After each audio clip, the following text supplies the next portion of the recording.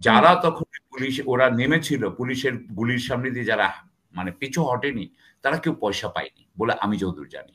এটা যদি দেখাতে পারেন দেখায়, তার আগে এটা নিয়ে কথাটা বলবেন না। বাংলাদেশ বলছে এটা ভারতের হাতে। কেন ভারতের হাতে সেটা তো বলতে হবে, বলতে হবে না? এই সমস্যাগুলো তৈরি করেছে কে? এখন ওনার যদি বলেন না এটা সমস্যা, ওইটাই তো আগে প্রথম যে এগুলো সমস্যা কি না আগে এটা বলেন, দিলি কি সেটা সমাধান? আমি গতকালকে কারণ বাজারে গিয়েছিলাম, তো কারণ বাজারে কিছু মানুষজন আমাকে বললো চাঁদাবাজি হয় এখানে। বলার সাথে সাথে বিএনপির এক লোক চলে আসলো, ওখানকার একটা লোকাল লিডার। সে বললো বিএনপির বিরুদ্ধে কিচ্ছু বলা যাবে না। বলতে চাই সেটা হচ্ছে যে $29 মিলিয়ন ব্যাপারটা ডোনাল্ড ট্রাম্প যেটা উঠিয়েছে, এটা উঠিয়েছে তার ব্যক্তিগত মানে অভ্যন্তরীণ রাজনীতির কারণে। তারা দেখাতে চাচ্ছে যে আমেরিকান সরকার অনেক অপচয় করে, তারা বিদেশিদের ব্যাপারে পয়সা খরচ করে কিন্তু দেশিদের ব্যাপারে করে না।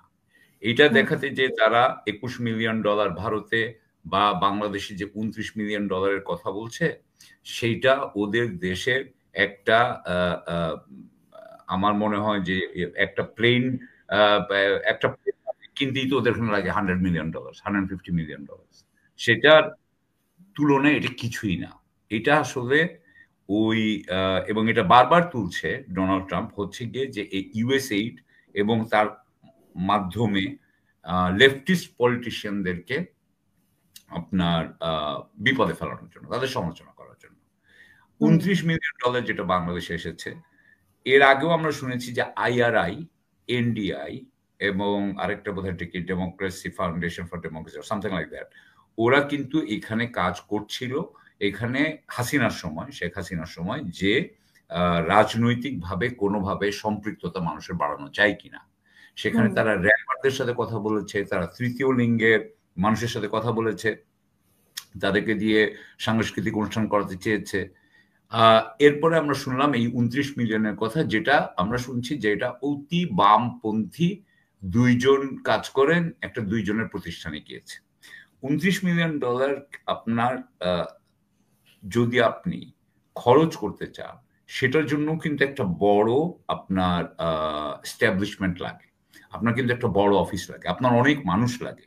আপনি যদি এটাকে দায়িত্বশীলতার সাথে দায়বদ্ধতার সাথে এই যদি টাকাটা আপনি ডিসবার্স করতে চান, মানুষকে দিতে চান, যাদের এটা দরকার তাদেরকে দিতে চান, আমার মনে হয় দুইজন যদি কোম্পানি করে থাকে তারা এটা করে নাই। সুতরাং এটা নিয়ে স্বচ্ছতার দরকার আছে, আমরা জানতে চাই। তবে একটা কথা কি, যে এই টাকা দিয়ে যে এই অভ্যুত্থান হয়েছে এটা কিন্তু ডোনাল্ড ট্রাম্পও বলেন নাই, এটা কেউই প্রমাণ করতে পারে নাই যে এইটার কারণে অভ্যুত্থান হয়েছে। সুতরাং এটার ব্যাপারে কিন্তু আমাদেরকে ক্লিয়ার থাকতে হবে।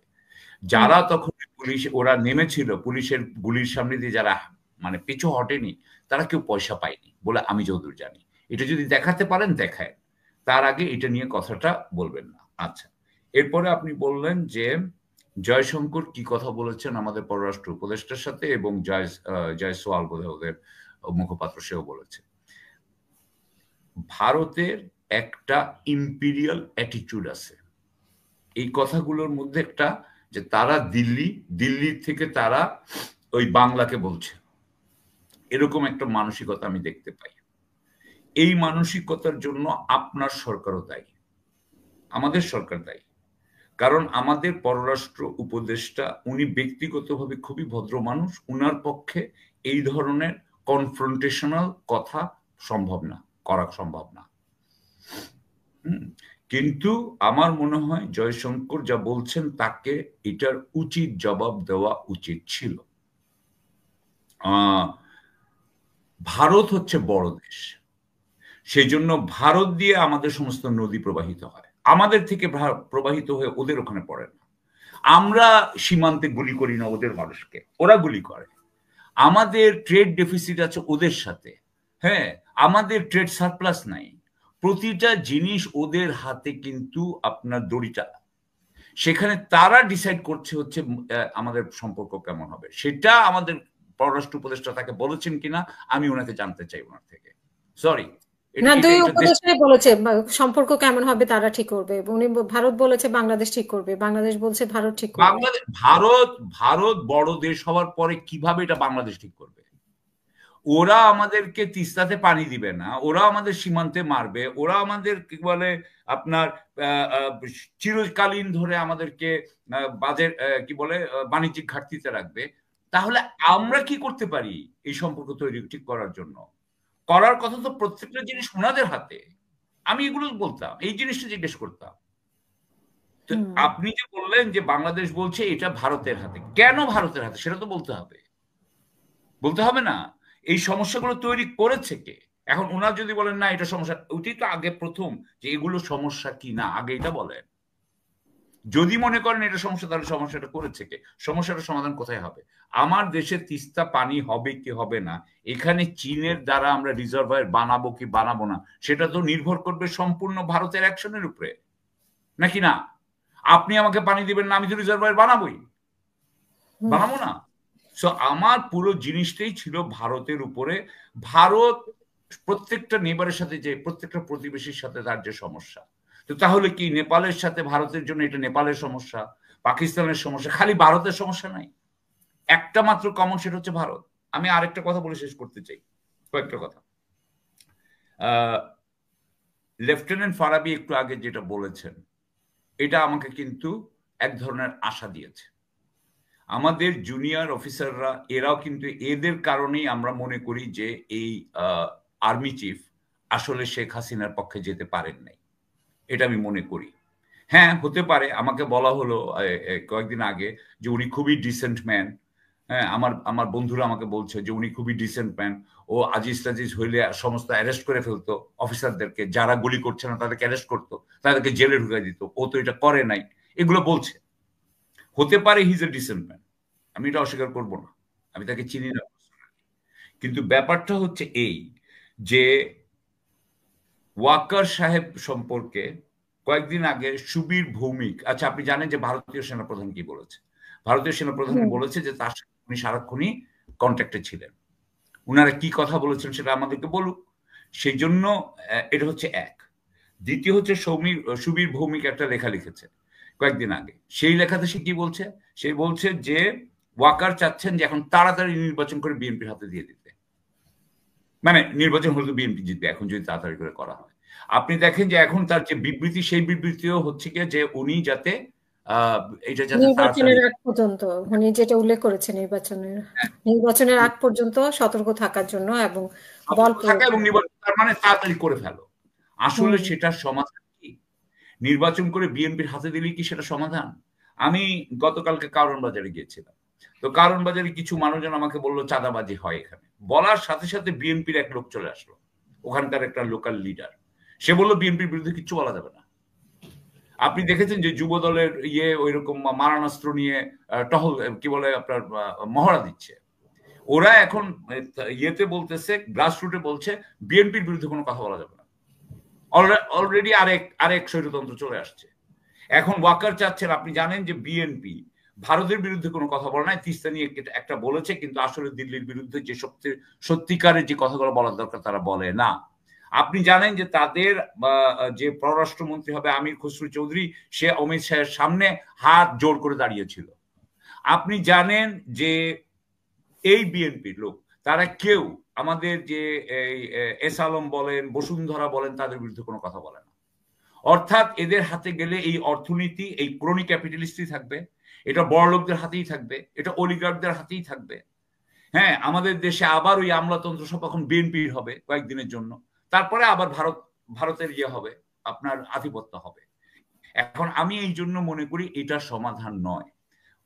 ডক্টর ইউনূসের থাকা উচিত এবং ডক্টর ইউনূসের অধীনে একটা শক্ত সরকার আসা উচিত। স্বাস্থ্য, স্বরাষ্ট্র, আইন, বিচার, অর্থ, এগুলোর কিন্তু চেঞ্জ হওয়া উচিত, পররাষ্ট্র হওয়া উচিত বলে মনে করি আমি। এটা আমি নিরপেক্ষভাবে বলছি। আমাদের অর্থমন্ত্রীর ব্যাপারে কেউ বলে না। অর্থমন্ত্রী সরকারি দুর্নীতির দিকে একটা দৃষ্টি দেন না। উনার সময় উনি টাকা দেওয়া নেওয়ার উনি হচ্ছেন দলপতি। উনি দেখবেন না যে উনার শুল্ক বিভাগে কিভাবে চুরি হয়, এটা দুদকের উপরে চাপিয়ে দেবেন, উনি চাপিয়ে দিবেন, উনার কোনো দায়বদ্ধতা নাই। শেয়ার মার্কেটে কিভাবে হয় ওনার কোনো দায়বদ্ধতা নাই, উনি এক একটা রিপোর্ট দিয়ে বাস রিপোর্টের উপরে বসে থাকছেন, উনার এই মূল্যস্ফীতির ব্যাপারে কোনো দায়বদ্ধতা নাই। সো আমি আরেকটা কয়েকটা কথা বলে আর দুটো কথা বলে শেষ করতে চাই। একটা হচ্ছে কি জানেন, যে এই ওয়াকার বলেন বা আপনি স্বরাষ্ট্র উপদেষ্টা বলেন বা আপনি পররাষ্ট্র এদেরকে আপনি, যে একটা কথা আছে কিন্তু, ঘোড়াকে পানির কাছে আনা যায় কিন্তু পানি খাওয়ানো যায় না। আপনি তাকে যতই বলেন, তাকে আপনি হয়তো কাছে আনতে পারবেন, তাকে দিয়ে এটা করাতে পারবেন না, কারণ এটার জন্য ডিফারেন্ট অ্যানিমাল দরকার বলে আমি মনে করি। জেনারেল ওয়াকার যদি সত্যি সত্যি ডিসেন্ট হন, তাহলে তাকে বিপ্লবের পক্ষে আসতে হবে, তাহলে উনি বিপ্লবের পক্ষে আসুন, এখানে একটা শক্ত ইয়ে করে লাইনটা ঠিক করেন। এইটাই আমাদের চান্স, যে আমরা এই সময় এই যে যে কথাগুলো বলি, স্বাধীন বিচার বিভাগ, স্বাধীন, আপনার স্বাধীন না হলেও নিরপেক্ষ জনসেবক তন্ত্র, সেটা সেনাবাহিনী এবং সামরিক বাহিনী এবং বেসামরিক, আমাদের অলিগার্কিটাকে ধ্বংস করা, অলিগার্কির বিরুদ্ধে আমাদের একটা সত্যিকারের অর্থনীতি, পুঁজিবাদী অর্থনীতি করেন, তারপরে এই জিনিসগুলো তো করা দরকার আছে, সেই জিনিসগুলো আমার করা দরকার বলে আমি লাস্ট কথাটা বলবো। এই কারণে এই কথাটা আমি মুস্তাফিজের মুখে কয়েকবার শুনেছি, কাক কাকের মাংস খায় না, এটা বলা দরকার আছে। যেই মুহূর্তে কোনো সেনা অফিসার গুলি করেছে বা গুম খুনের মধ্যে ছিল, সে আর সেনা অফিসার নাই।